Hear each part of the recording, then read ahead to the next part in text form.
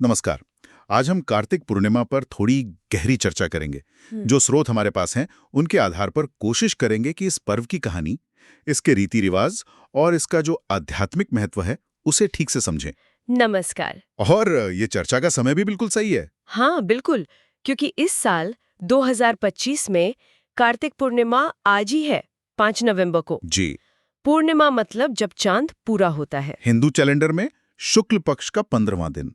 कहते हैं इस दिन चांद की ऊर्जा सबसे ज्यादा होती है। इसका आध्यात्मिक असर तो है ही, कुछ लोग मानते हैं कि भौतिक असर भी होता है। अच्छा। हाँ, इसलिए पूर्णिमा को शुभ मानते हैं, पवित्र मानते हैं। वैसे तो साल में 12 पूर्णिमा होती हैं, पर ये कार्तिक वाली, इसकी कुछ खास बात है। बहुत खास। इसे सबसे पवित्र पूर्णिमाओं में से एक गिना जाता है। इस दिन व्रत रखने का, पूजा करने का विधान है, खासकर भगवान विष्णु और भगवान शिव दोनों का आशीर्वाद पाने के लिए। ओहो, यानी शिव और विष्णु दोनों एक ही दिन। ये तो वाकई खास है। बिल्कुल, और यही बात इसे और भी दिलचस्प बनाती है। पर एक चीज और है जो मुझे बहुत रोचक लगी। इसके पीछे एक कहानी है, बड़ी जबरदस्त कहानी। कोई दैत्य था, उसके बेटे, वरदान, 3 उड़ने वाले शहर और एक तीर से सब खत्म। इसी कहानी से शुरू करें। हाँ जरूर, वहीं से बात पकड़ में आएगी। तो कहानी शुरू होती है तारकासुर नाम के एक दैत्य से।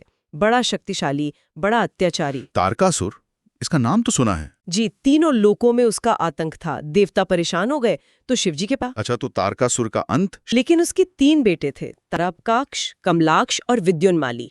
पिता की मौत से दुखी तो हुए, पर उससे ज्यादा उनमें बदले की आग जली। प्रतिशोध। और बदला लेने के लिए क्या चाहिए? शक्ति। तो उन्होंने शक्ति पाने का रास्ता चुना, तपस्या का।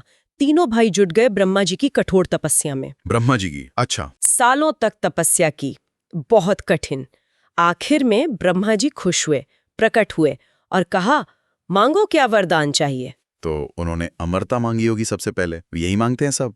हाँ, इच्छा तो वही थी कि भाई अमर हो जाएं, फिर कोई डर नहीं। लेकिन ब्रह्मा जी ने कहा, देखो, अमरता तो सृष्टि के नियम के खिलाफ है, वो वरदान नहीं मिल सकता, कुछ और मांग लो। फिर उन्होंने बहुत सोचा और ऐसा वरदान मांगा जो मतलब अमरता जैसा ही था, लगभग। ऐसा क्या मांग लिया? उन्होंने कहा, हे पितामह, हमें 3 पुर यानी 3 शहर दीजिए। एक सोने का, एक चांदी का, एक लोहे का। 3 शहर किस लिए? ये शहर ऐसे हों जो हवा में उड़ सकें, आकाश में कहीं भी आ जा सकें। उड़ने वाले शहर? अरे वाह। और एक शर्त भी रखी साथ में। वो शर्त बड़ी चालाकी वाली थी। क्या शर्त थी? शर्त ये कि ये तीनों शहर अलग अलग घूमते रहें अपनी अपनी धुरी पर, और सिर्फ 1000 साल में एक बार, बस एक पल के लिए तीनों एक सीध में आए। 1000 साल में एक बार? हाँ, और कहा कि उस वक्त जो भी देवता एक ही तीर से, सिर्फ एक बाण से इन तीनों शहरों को एक साथ भेद देगा, वही हमारी मौत का कारण बनेगा। अब उन्हें लगा ऐसा तो हो ही नहीं सकता, 1000 साल में एक पल के लिए सीध में आना और उसी वक्त एक तीर से तीनों को भेदना नामुमकिन सा है। वाकई ये तो बड़ी टेढ़ी खीर थी। मतलब एक तरह से अजय होने का ही जुगाड़ था ये। बिल्कुल। ब्रह्मा जी को वरदान तो देना था। उन्होंने कहा तथास्तु। और फिर मया दानव, जो दैत्यों के महान शिल्पी थे, उन्हें ये शहर बनाने का काम सौंपा गया। मया दानव ने बनाई ये शहर? जी। ताराक्ष के लिए सोने का, कमलाक्ष के लिए चांदी का और विद्युन्माली के लिए लोहे का। इन्हीं तीनों को मिलाकर कहा गया त्रिपुर। और ये तीनों आसमान में घूमने लगे? फिर तो उन्होंने आतंक मचा दिया होगा। वही हुआ। शक्ति आते ही दिमाग घूम गया। तीनों भाइयों ने देवताओं पर, मनुष्यों पर, सब पर अत्याचार शुरू कर दिए। स्वर्ग पर भी कब्जा कर लिया। देवता बेचारे फिर भागे भागे शिवजी के पास। शिवजी के पास। शिवजी ने कहा, ठीक है, चिंता मत करो। उन्होंने त्रिपुर के नाश का संकल्प लिया, लेकिन वो वरदान वाली शर्त कि तीनों एक सीध में आए और एक ही बाण से नाश हो, ये मुश्किल थी। हाँ, ये कैसे होता? इसके लिए जबरदस्त तैयारी हुई। एक ऐसा रथ बनाया गया जैसा कभी बना ही नहीं था। सारी दिव्य शक्तियां उसमें लगा दी गईं। दिव्य रथ? कैसा था वो रथ, जरा बताइए इसके बारे में। अरे वो साधारण रथ थोड़ी ही था, पूरी पृथ्वी ही रथ बन गई। सूरज और चांद उसके पहिए बने। क्या बात है। सूरज चांद पहिए। हाँ। और चारों वेद घोड़े बन गए, जिन्हें खुद ब्रह्मा जी चला रहे थे। ब्रह्मा जी सारथी बने? जी। और जो मेरु पर्वत है वो बना धनुष, और उस धनुष की डोरी कौन बना? शेषनाग। वाह, मतलब सृष्टि की हर बड़ी शक्ति जुट गई इस काम में। ग्रह, वेद, पर्वत, नाग, सब बिल्कुल। अधर्म को मिटाने के लिए सब एक हो गए। और वो बाण, सबसे जरूरी चीज, वो बाण कौन बना? वो तो सबसे अद्भुत बात है, स्वयं भगवान विष्णु वो खुद बाण बन गए। हाँ, और उस बाण की जो नोक होती है वो बने अग्निदेव। मतलब सोचिए, पालन करने वाले विष्णु और ऊर्जा देने वाले अग्नि, संहार करने वाले शिव के हथियार बने। त्रिदेवों की शक्ति एक साथ। अद्भुत, ये तो कल्पना से भी परे है। फिर भगवान शिव, जिन्हें पशुपतिनाथ भी कहते हैं, वो उस रथ पर बैठे, धनुष पर विष्णु रूपी बाण चढ़ाया और इंतजार करने लगे उस पल का जब वो तीनों पुर एक सीध में आए। हजारों साल लगे होंगे इसमें तो। कहते हैं हजारों साल बाद वो घड़ी आई। कार्तिक महीने की पूर्णिमा का दिन था, अभिजीत मुहूर्त था, और तभी वो तीनों शहर एक सीध में आए। बस उसी पल शिवजी ने बाण छोड़ दिया, और फिर पलक झपकते ही वो महाविनाशक बाण तीनों शहरों के आर पार हो गया। तीनों पुर जलकर राख हो गए और साथ में वो तीनों दैत्य भाई भी मारे गए। ओह, तो इस तरह अंत हुआ त्रिपुर का। जी हाँ, और इसी विजय की वजह से शिवजी का एक नाम पड़ा त्रिपुरारी। त्रिपुर का अरी यानी त्रिपुर का नाश करने वाले। और यही कार्तिक पूर्णिमा का दिन शिव जी की इस महान जीत का दिन बन गया। इसीलिए शिव भक्तों के लिए ये दिन बहुत बड़ा है। हाँ, अब समझ आया कि शिव जी के लिए ये दिन इतना महत्वपूर्ण क्यों है। देवता तो खुश हो गए होंगे बहुत। बहुत। आकाश से फूलों की बारिश हुई, सबने हर हर महादेव के नारे लगाए। ये कहानी तो वाकई बहुत रोमांचक है। और कार्तिक पूर्णिमा का शिवजी से क्या संबंध है, ये बिल्कुल साफ हो गया। अच्छा, अब आते हैं इसके प्रैक्टिकल पहलू पर। मतलब भक्त लोग इस दिन को मनाते कैसे हैं, क्या करते हैं, व्रत वगैरह? हाँ, तो इसका तरीका है, सबसे पहले सुबह जल्दी उठना ब्रह्म मुहूर्त में, और पवित्र स्नान। सबसे अच्छा तो माना जाता है गंगा जी में या किसी और पवित्र नदी में स्नान करना। नदी स्नान का क्या महत्व है? जाते हैं, आत्मा शुद्ध होती है। अगर नदी में ना जा सके तो घर पर ही नहाने के पानी में थोड़ा गंगा जल मिलाकर नहा सकते हैं। भाव जरूरी है। भाव, ठीक है। नहाने के बाद? नहाने के बाद व्रत का संकल्प लेते हैं कि हम आज ये व्रत रखेंगे। फिर पूजा शुरू होती है। सबसे पहले गणेश जी की पूजा, क्योंकि कोई भी शुभ काम उनसे ही शुरू होता है। हाँ, वो तो है। फिर एक कलश रखते हैं, उसमें वरुण देव को बुलाते हैं, और फिर मुख्य पूजा होती है भगवान शिव और माँ पार्वती की, पूरे विधि विधान से। उसे षोडशोपचार पूजा कहते हैं। मतलब 16 चीजों से पूजा करना। आवाहन, आसन देना, नहलाना, कपड़े पहनाना, भोग लगाना, इस तरह से 16 उपचार। ठीक है। और आपने शुरू में कहा था कि विष्णु जी का भी दिन है ये। हाँ बिल्कुल, क्योंकि पूर्णिमा तिथि के स्वामी विष्णु जी माने जाते हैं। तो इस दिन सत्यनारायण भगवान की कथा सुनना या पढ़ना, उनकी पूजा करना, ये भी बहुत शुभ होता है। साथ में माँ लक्ष्मी जी की भी पूजा करते हैं, धन धान्य के लिए। और चांद की पूजा, क्योंकि पूर्णिमा है। जी हाँ, वो तो बहुत जरूरी है। रात में जब चांद पूरा निकलता है तो चंद्रदेव की पूजा करते हैं और उन्हें अर्घ्य देते हैं। अर्घ्य मतलब जल चढ़ाना? हाँ, जल में थोड़ा दूध, चावल, फूल मिलाकर चंद्रमा को चढ़ाते हैं। अच्छा, और व्रत के नियम क्या हैं? खाने पीने का क्या रहता है? व्रत तो देखो अपनी श्रद्धा और शरीर की क्षमता पर निर्भर करता है। कुछ लोग बिल्कुल पानी भी नहीं पीते, निर्जल व्रत। कुछ लोग हल खा लेते हैं, दूध पी लेते हैं। अन्न नहीं खाते मतलब? हाँ, मुख्य बात है अन्न नहीं खाना और सात्विकता बनाए रखना।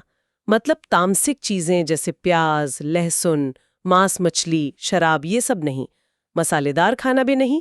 चाय, कॉफी, तंबाकू, इन सब से भी दूर रहते हैं। इसका मकसद शायद यही है कि मन भटके नहीं, भगवान में लगा रहे। बिल्कुल सही।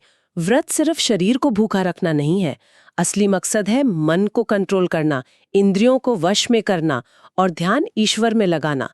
इसीलिए दिन भर भगवान का नाम जपना, मंत्र पढ़ना, भजन कीर्तन सुनना या करना, ये सब बहुत जरूरी है। इससे मन शांत रहता है। हाँ, और व्रत का आध्यात्मिक फायदा मिलता है। और शाम को जब चांद निकल आता है, पूजा होती है, फिर वो कहानी सुनते हैं, त्रिपुर वाली। जी हाँ, शाम को चांद दिखने पर पहले उन्हें अर्घ्य देते हैं, फिर पूजा करते हैं, और उसके बाद यही त्रिपुरारी शिवजी की कथा जो हमने अभी सुनी, उसे फिर से सुनना या पढ़ना जरूरी माना जाता है। अच्छा, कथा दोबारा सुनना जरूरी है? हाँ, ये व्रत का हिस्सा है। ये हमें याद दिलाती है कि बुराई कितनी भी ताकतवर हो, अंत में जीत अच्छाई की ही होती है। सही बात है। और फिर व्रत खोलते हैं, जिसे पारण कहते हैं। हाँ, पारण वो चंद्रमा को अर्घ्य देने और पूजा कथा सब हो जाने के बाद ही करते हैं। लेकिन इसमें एक बहुत जरूरी बात है। क्या? व्रत खोलने से पहले दान पुण्य जरूर करना चाहिए। व्रत खोलने से पहले दान, इसका क्या कारण है? माना जाता है कि हमने जो व्रत पूजा से पुण्य कमाया है, उसे जब हम दान के जरिए दूसरों के साथ बांटते हैं तो वो पुण्य कई गुना बढ़ जाता है और व्रत पूरा माना जाता है। ये एक तरह से भगवान का शुक्रिया अदा करना भी है और जरूरतमंदों की मदद करना भी। अच्छा, तो दान में क्या देना चाहिए? अपनी जितनी श्रद्धा हो, जितनी गुंजाइश हो। अन्न दे सकते हैं, चावल, आटा, कपड़े दे सकते हैं, तिल, घी, फल या पैसे भी दे सकते हैं। किसी गरीब को खाना खिलाना भी बहुत अच्छा माना जाता है। ब्राह्मणों को भोजन कराना। ठीक है, तो दान करने के बाद फिर व्रत खोल सकते हैं? हाँ, दान करने के बाद ही पारण होता है। और पारण में भी हल्का खाना चाहिए, सात्विक, जैसे फल खा लिए या कुछ बिना नमक मिर्च का भोजन। एकदम से भारी खाना नहीं खाना चाहिए। समझ गया। तो हमने कहानी सुन ली, पूजा की विधि, नियम, पारण सब समझ लिया। अब अगर इसको समेटें तो कार्तिक पूर्णिमा इतनी खास क्यों है? मतलब इसका निचोड़ क्या है? देखिए, इसके कई कारण हैं। पहला तो जैसे हमने स्नान और कथा में देखा, ये दिन पाप मिटाने वाला माना गया है। पवित्र नदी में नहाना, व्रत रखना, भगवान का ध्यान करना, इससे जाने अनजाने में जो गलतियां हो जाती हैं, पाप हो जाते हैं, वो खत्म होते हैं। ऐसा मानते हैं कि मोक्ष का रास्ता आसान होता है। ठीक है, पापों से मुक्ति। और दूसरा पहलू दान से जुड़ा है। इस दिन जो दान करते हैं उसका फल कभी खत्म नहीं होता, अक्षय पुण्य मिलता है। इससे जीवन में सुख आता है, समृद्धि आती है, शांति मिलती है।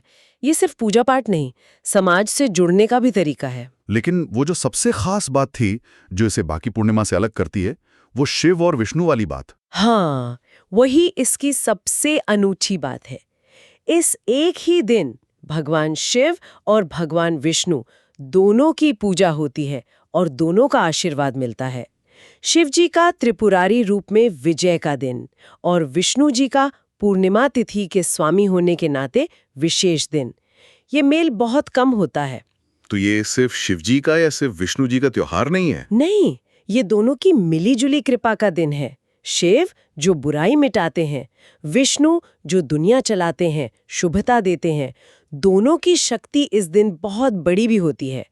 इसीलिए कहते हैं कि अगर इस दिन सच्चे मन से व्रत पूजा करें तो जिंदगी के हर पहलू में, चाहे वो अध्यात्म हो या दुनियादारी, सब में सफलता मिलती है, संतुलन आता है। वाह, शिव और विष्णु का मिला जुला आशीर्वाद, यही इसे इतना स्पेशल बनाता है। बिल्कुल। तो आज की इस पूरी बातचीत का सार ये है कि हमने कार्तिक पूर्णिमा को कई तरह से समझा। एक तो वो त्रिपुर दैत्यों वाली जबरदस्त कहानी जिसने शिव जी को त्रिपुरारी बनाया, फिर व्रत कैसे रखते हैं, सुबह का स्नान, संकल्प, गणेश जी, शिव पार्वती, विष्णु लक्ष्मी, और रात में चांद की पूजा। हाँ, और दिन भर के नियम, क्या खाना क्या नहीं खाना, सात्विक रहना, मंत्र जपना, भजन सुनना, और शाम को चांद को अर्घ्य देकर दान पुण्य करके फिर व्रत खोलना यानी पारण करना। और सबसे बड़ी बात कि ये दिन कैसे शिव और विष्णु दोनों भगवानों का आशीर्वाद पाने का एक सुनहरा मौका है जो जिंदगी में हर तरह की सफलता दिला सकता है। एकदम सही। ये दिखाता है कि हमारे त्योहार सिर्फ रस्में नहीं हैं, उनके पीछे गहरी कहानियां हैं, जीने के तरीके हैं, आध्यात्मिक सोच है। कार्तिक पूर्णिमा इसका बहुत अच्छा उदाहरण है। इस पूरी बात से ना मेरे मन में एक और ख्याल आ रहा है। हाँ, बताइए। हमने कहानी में देखा कि ब्रह्मा जी जो सृष्टि बनाते हैं, उन्होंने एक ऐसा वरदान दे दिया जो बाद में मुसीबत बन गया। हाँ, त्रिपुर वाली मुसीबत। फिर उस मुसीबत को हल करने के लिए शिव जी को आना पड़ा जो संहारक हैं, और इस काम में विष्णु जी जो पालन करते हैं वो खुद हथियार बन गए, मतलब बाण बन गए। जी, त्रिदेवों की भूमिकाएं इसमें साफ दिखती हैं। तो मैं सोच रहा था कि ये जो त्रिदेवों का आपसी तालमेल है कि एक की वजह से चुनौती आई, दूसरे ने उसे सुलझाया, तीसरे ने मदद की, ये हमें सृष्टि, पालन और संहार के लगातार चलने वाले चक्र के बारे में क्या बताता है, खास तौर पर जब हम इसे कार्तिक पूर्णिमा पर याद कर रहे हैं जहां शिव और विष्णु दोनों ही अहम हैं। शायद ये दिखाता है कि भले ही उनकी भूमिकाएं अलग अलग हैं, पर वो एक दूसरे पर निर्भर हैं और ब्रह्मांड का संतुलन बनाए रखने के लिए मिलकर काम करते हैं। इस पर सोचा जा सकता है। बहुत दिलचस्प बात उठाई आपने। ये दिखाता है कि ये शक्तियां अलग होकर भी एक हैं और संतुलन ही सबसे जरूरी है। इस पर वाकई विचार करना चाहिए।